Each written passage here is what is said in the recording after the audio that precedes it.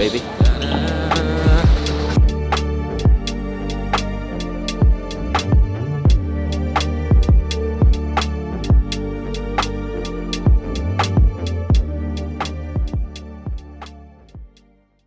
Welcome to an evening with Represent, courtesy by N Clothing. Welcome, everyone. I firstly want to introduce myself. I'm John. I work for the company. And this is Sam, who works for High Snobiety as an editor. You probably have seen one of his work about Represent many a time, so that's why he's here. He's a very good friend of the brand. And obviously, George and Mike Heaton. Hello. Hello, hello. Cool. First of all, thank you everyone for coming out to join us today. We're basically just gonna, talk through the brand. Got some specific questions for George and for Mike. So they're just gonna, walk us through the ins and outs of what makes Represent and why it's so popular, why you're all here today, basically. For me, I think some of my earliest memories of the brand, is, some like the wax jackets and your like first biker jeans and stuff. And obviously, in the past decade, you've come a long way. Things have changed pretty significantly. But going back to those formative years, how did you kind of first establish what Represent would be and what it would look like? And then obviously going forward, how that began to evolve within your own minds? I think back then it was hard because we didn't have an identity.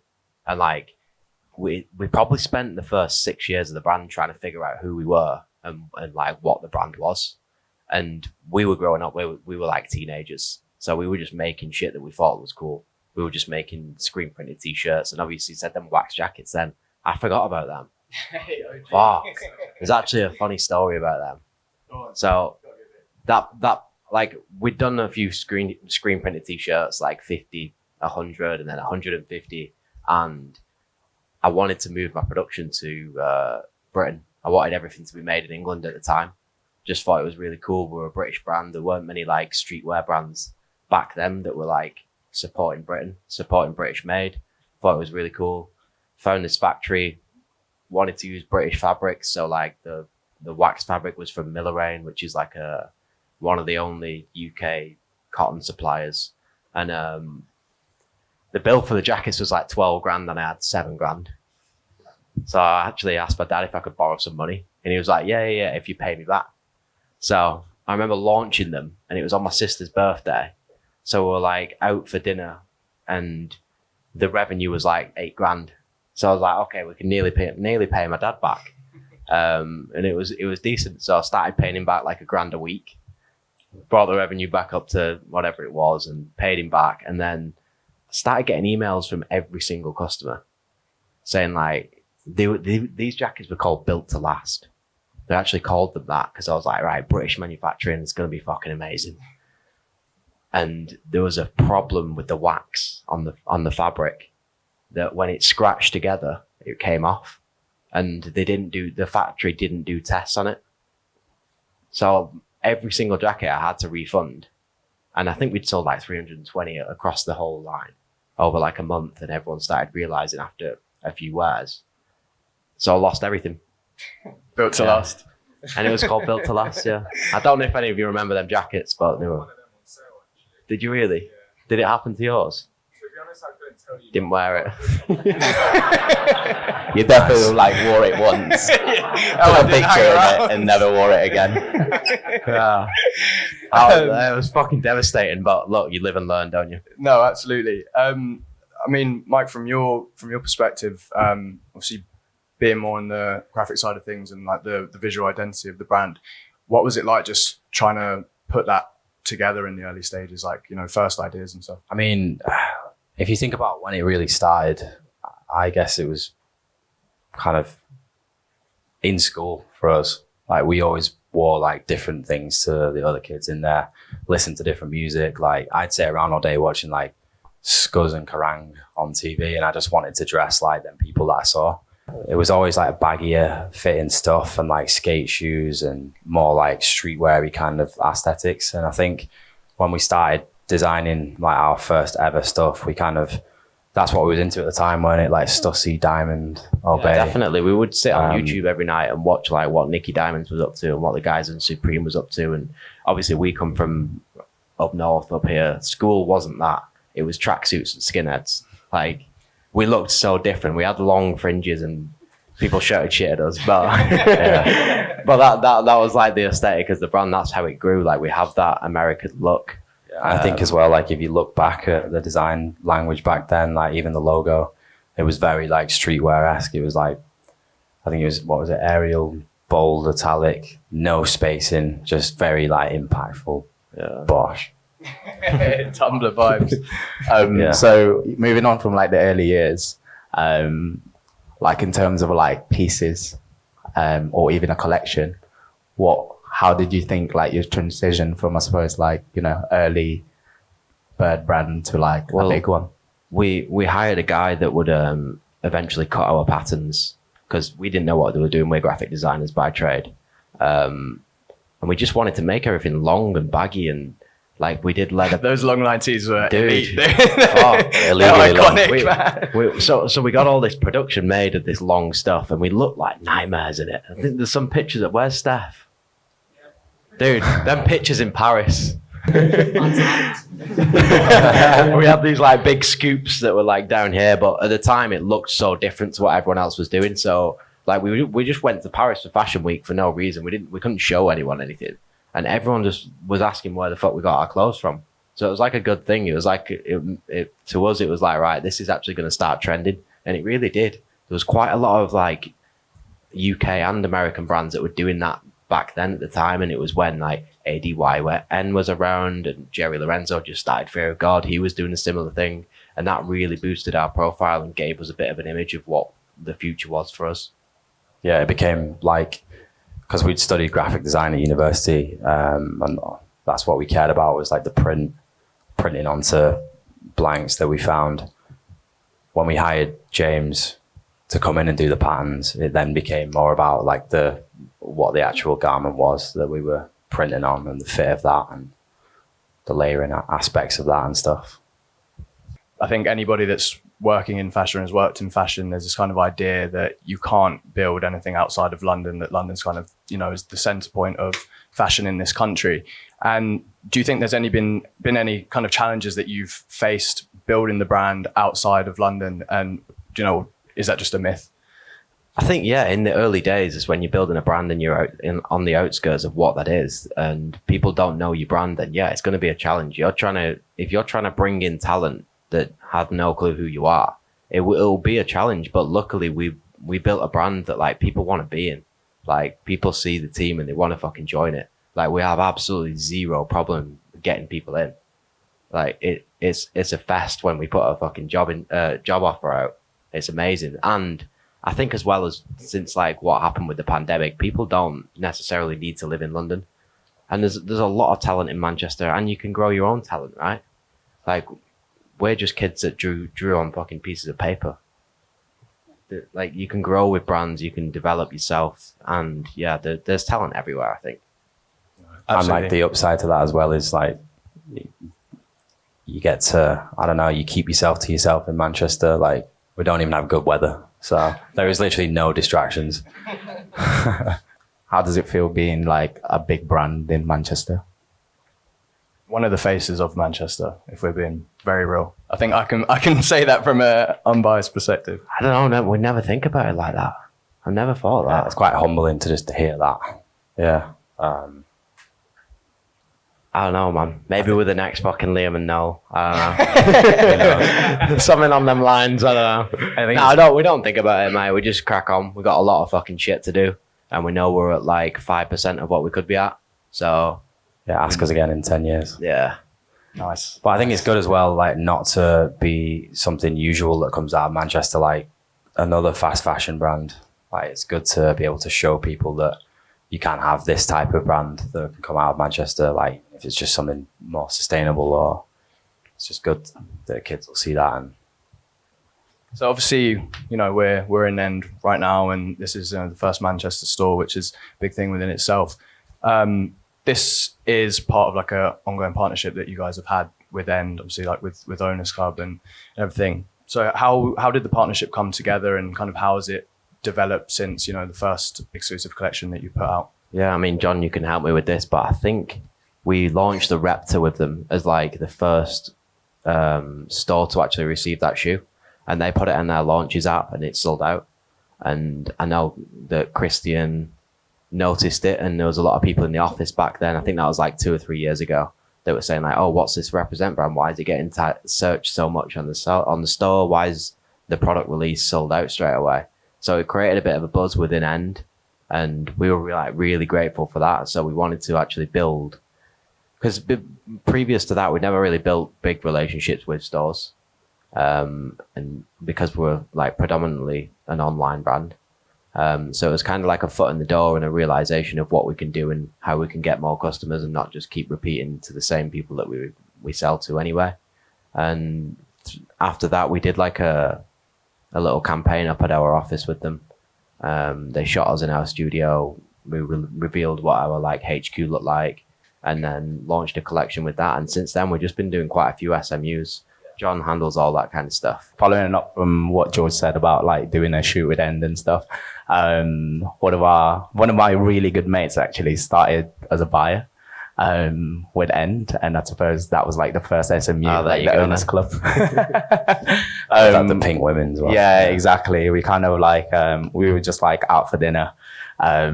We were like, look, we got to do something really cool with End. I want to start something up. And then obviously we were like, why don't we do a pink hoodie? And we shot it as kind of like a women's exclusive. And then, yeah, next thing you know, after like a few hours, it's sold out. So everything that you probably see behind here is you can only get this from End. And also the space over there, you can only get it in End. So, which is cool. I think End. like that product as well, selling out, especially the Repta at the start, like cemented the relationship, didn't it, moving forward. And it kind of showed us that like our audience aligned with End.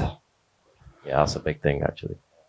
Especially now, I say like modern Represent, like the past maybe like 5 or so years. The idea of like British made luxury has been like a massive part of the brand identity. It's something that's, it's all over the site and any comms you put out and stuff. So how would you personally define what that kind of luxury is? And, how do you feel that Represent has kind of put that out into the world and, added into the luxury space? I feel like luxury can be defined through product and not price point. So like our mission has always been to create the best fucking product we can, but still be able to offer that at a price point that is obtainable. And like, that's where I see as like a modern luxury. I don't want to be sat there up at the top with Bottega and Amiri, but I want the quality of the product to be up there with Amiri and Bottega and all them Saint Laurent, everything like that. We strive to use the same fabrics, the same factories, the same everything that them kind of brands do, but we want to offer product that is like affordable.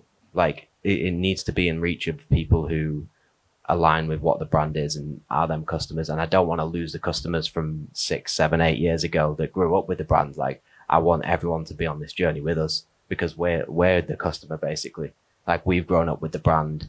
I'm not here to think, okay, we were doing really well now, let's go and put our prices up.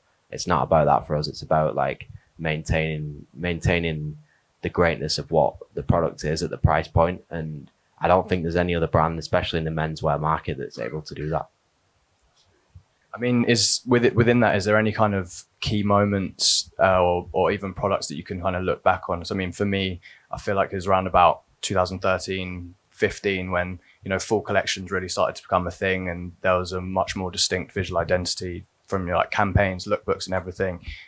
So, I kind of look at that point, but is there anywhere particularly that you would be like, right, that's when we started really striving towards luxury and really evolving what the brand is and, developing towards what you've had like in your heads the whole time? I mean, we always thought luxury meant being made here, being made in Italy. But we actually moved a lot of our production as we grew into Portugal and realized like that's where a lot of these major brands are able to produce at such high volumes but such great quality.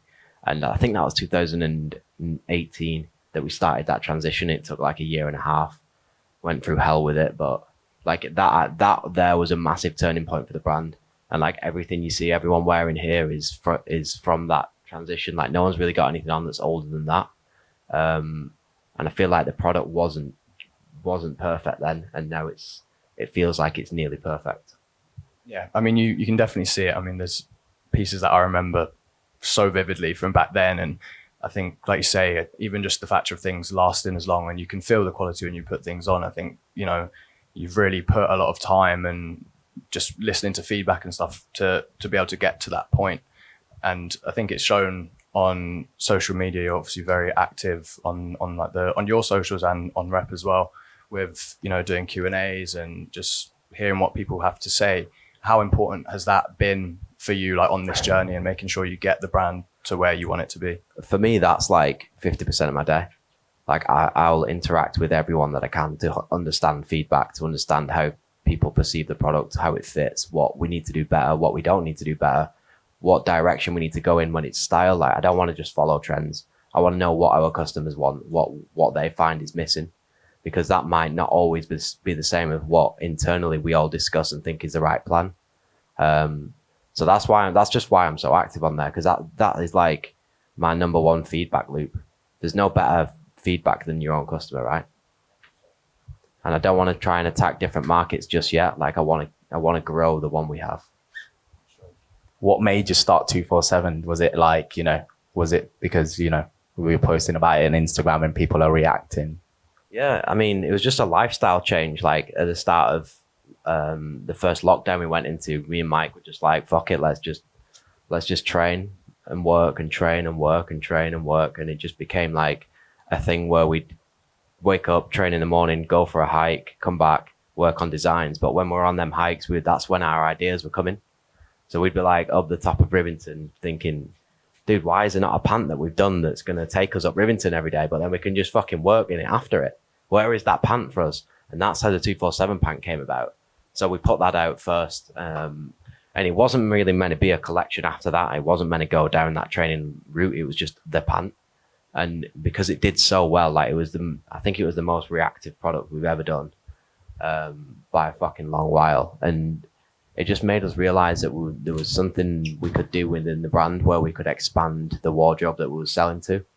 And like, I'd look at the brand myself and think, here's my wardrobe, here's my gear for going out, here's my gear for going to the office, here's my gear for working out. And I want all of it to be represent, like, because that's my life and that's what I want the customer's life to be.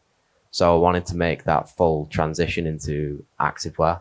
And I know it's only young and we've probably only been doing it a year and a half now, and there's not much of a team for it, but that's a big passion of mine, and I do want to build that thing out. Sure. Like, I mean, there's been a lot of like 247 and also like Blanks and Owners Club. You've had like a lot of different points of entry to the brand. Has that been kind of like an active thing that you guys have thought about? Like, okay, how are we gonna, you know, give people that maybe aren't into like fitness, or, you know, if 247 is not necessarily for them, they might not be into like graphic tees, just having those different points of entry. Is that something you've like consciously considered as you're building those up? I think so, yeah. But also, like, the Owners Club thing came about because, like, our family were fanatical about cars. Like, my mum, my dad, my granddad, his granddad, they were all in the car trade. And we've always been inspired by British car manufacturers, as you all probably know. Bit obsessed.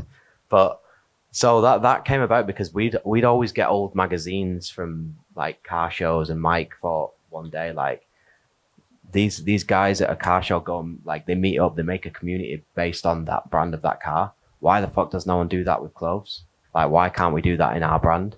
And then them meetups are always called an Owners Club. So there'd be like a Rolls Royce Owners Club. So we thought, right, let's do a Represent Owners Club. And I remember when you did the graphic and it had wings on it and stuff, and then we just made it really simple. And I had the upper hand because of the 247 pant that year. And that fucking shit launched, and it just went fucking crazy. And probably the best day in the brand's history, really.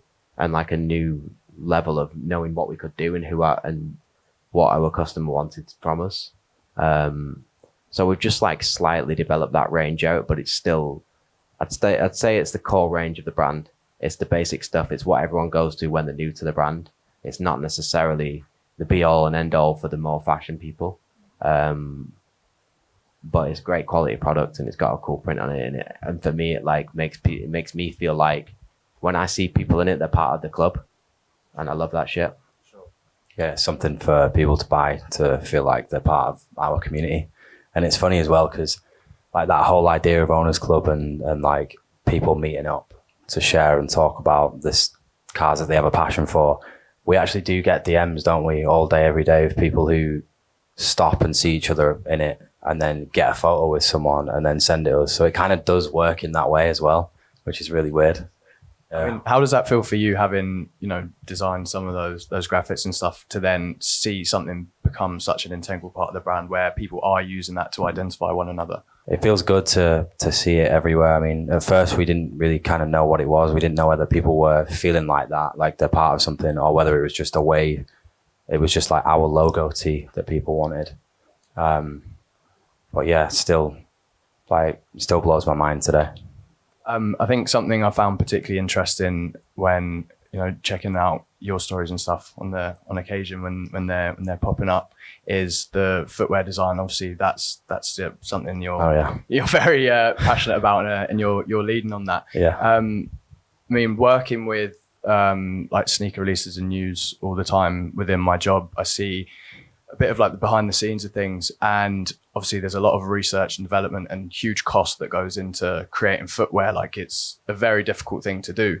So what are kind of some of the challenges that you've faced in that? And, you know, what was it like designing the first shoe versus now when you've got several different styles available? Still just as hard. Yeah, it's still just as hard. I think there's two things that are the real big costs in this, and one obviously is like a full size run of molds. So if you want to design something from the ground up and you want to start with the sole unit, I mean, we just did the Viper, and that was 40 grand's worth of tooling just for the sole unit.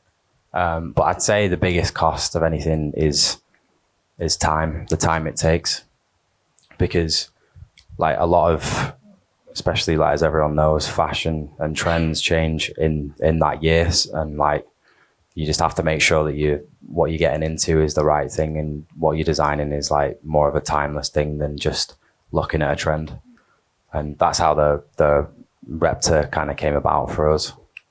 Yeah, so like tell us a little bit more about the Repta, because like, you know, I think, you know, you mentioning time, I can remember like when I came to the showroom one time and I asked like you, George, I was like, how long did it take for Mike to do this? It's always more than a year. Yeah, exactly. Yeah, that for me, I remember I was wearing like Geo baskets at the time, and I collected like an archive of skate shoes that I used to wear, and I just thought one day, we're in LA, weren't we? I think you'd gone out on a night out, left me at home. So I don't put this shit on my story.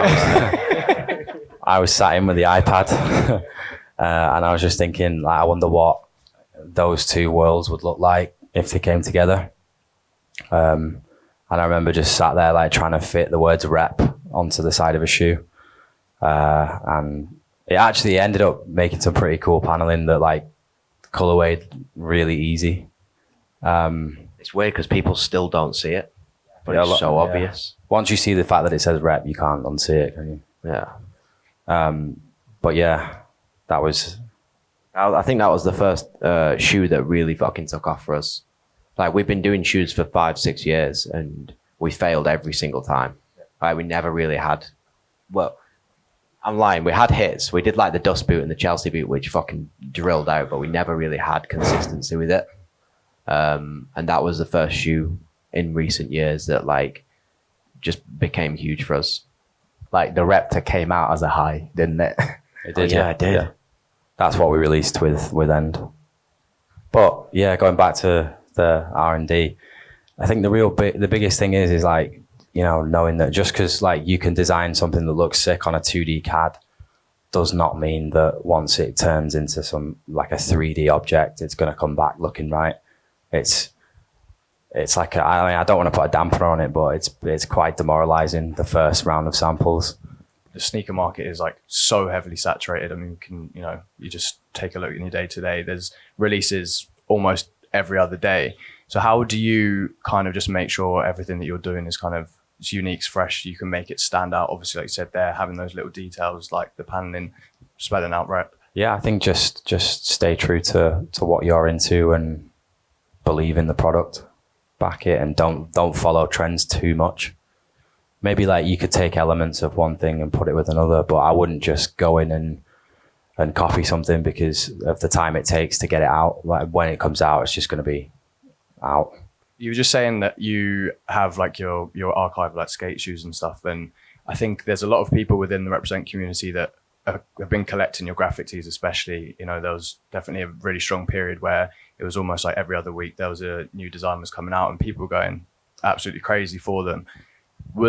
Did it get to a point where you were actively kind of trying to create designs that you thought people would want to collect and, you know, might just build up an archive of their own in the way that you've done the shoes? It started when we went to LA in, was it 2016? We were looking around the shops there, realized it was a different culture, realized that there were shops that sold vintage tees. And then you could go to places like, you could go and get them on a wholesale. You could pick them up at like, what was it called, that wholesale place? Rose Bowl. Yeah, or Rose Bowl, yeah, or flea markets. So I collected like a load of t-shirts back then and brought them back over to the UK and just was like obsessed with like the distressing and the fade of the t-shirt, the wash, and then started paying more attention to the graphics on the t-shirt. It was very like what I was into at the time, like 80s sort of rock. And I remember going into designing it thinking like, is this the right thing to do? Because, you know, am I just following something that I'm into and it's going to be a bad move for the We brand? hadn't done anything like that before, had we? So it was a bit of a shock that when we actually put it out that people wanted it.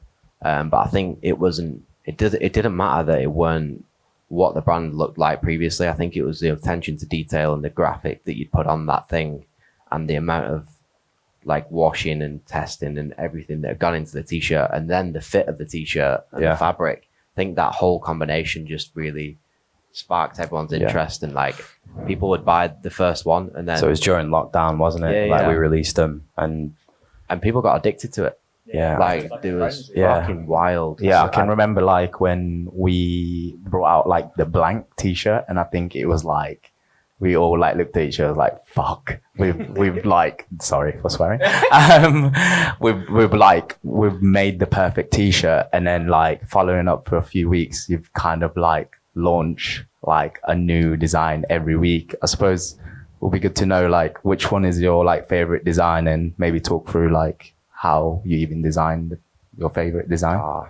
Spirit Reaper in it, probably. Yeah, I think for me, like I had a Metallica t-shirt that I found that was like some crazy all over thing, like front and back, and that kind of pushed me to like design bigger. So that one for me was like the pinnacle, I think, of that. Before obviously collaborating with artists in that genre of music. Yeah, that Motorhead one you did is my favorite. Yeah, I think I agree actually. Obviously, those within themselves are huge. Like those are not small achievements for you guys to have put together. Like what was that process like to connect with those bands and do stuff? Because I mean, there's people that are probably looking for tees like that for years and years and years. Yeah, it was weird to see that. Like, so everything that I'd collected involved those bands that came to us as well, and. Like still get it now, like their managements all fucking reach out all the time. Like, can you do something with us? Like even the Liam Gallagher one, man, that took years to come in fruition. Yeah. We wanted that for years. We wanted that before any of the old rock stuff. And it just never happened. And then one day it was just like, do you want to do this? And then a week later we had the pop-up in Manchester and he was playing Nebworth at the same time. It was like a perfect opportunity. Yeah, he was actually, yeah. But he did a gig the day before that we went to.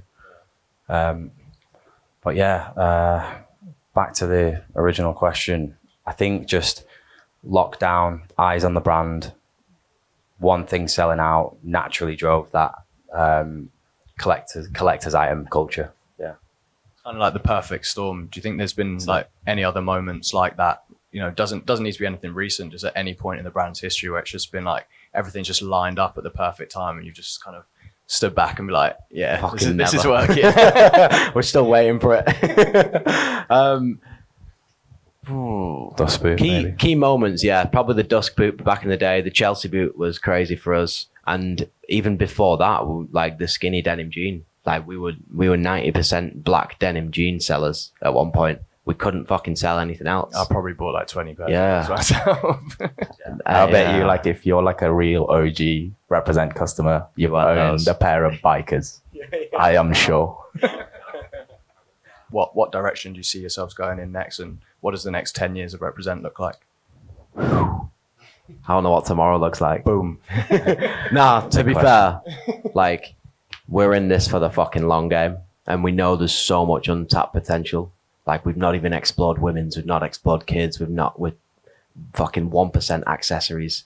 Our footwear line could be so much bigger and better and more beautiful, and just there's so much potential that, like, I wake up and I'm like, let's fucking go. And then John's like, let's fucking go. And Mike's like, let's fucking go. And everyone else is like, let's just fucking go. So it's good. We're growing. Everyone's excited. The team's fucking amazing. Like, I get into the office every day and I'm just like, this is fucking mint. Like, I went to Portugal last week with all the product team. Like, I was like nearly crying. I was so fucking happy with what we're doing. And like, compared to going in the previous years and having nightmares and trying to learn things and understand things, I feel like now is the time when things are kind of falling into place. And obviously there's still fucking shitloads more to do, and we got to have the humility for that, but it's working at the moment. Yeah, for sure. I think, like, even the conversation that me and Mike had about, like, even like design language, like having the initial, for example, like, you know. Yeah, the initial for us is, even though it just looks like an R, it's a huge step in evolving sort of our design language. Just because we've been thinking about, like, the customer that we have, and obviously there's a customer for the vintage graphics, and then there's a customer for Owners Club, which is kind of like clean, you know, more minimal print.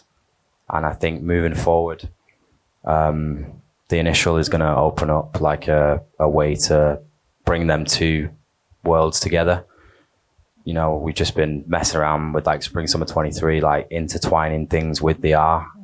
So just looking at it as in like a core asset that's going to be around for a long time. I think it's that sort of stuff's like really interesting to me, because you're going to get like a graphic, but then it's also going to have that core branding and be unmistakably like represent. See, I mean, unless there's anything else, John, you wanted to touch on there specifically? No, I think that's probably a good way to end it. Yeah, I just want to say thank you everyone for coming down, and all the team that's come as well. Yeah, Appreciate it. Thanks, it. boys. Yeah, and I think I speak for everyone when I say thank you guys for Thank you, sitting Sam. here. And Also, thank you, Ed. Shout out to Ed.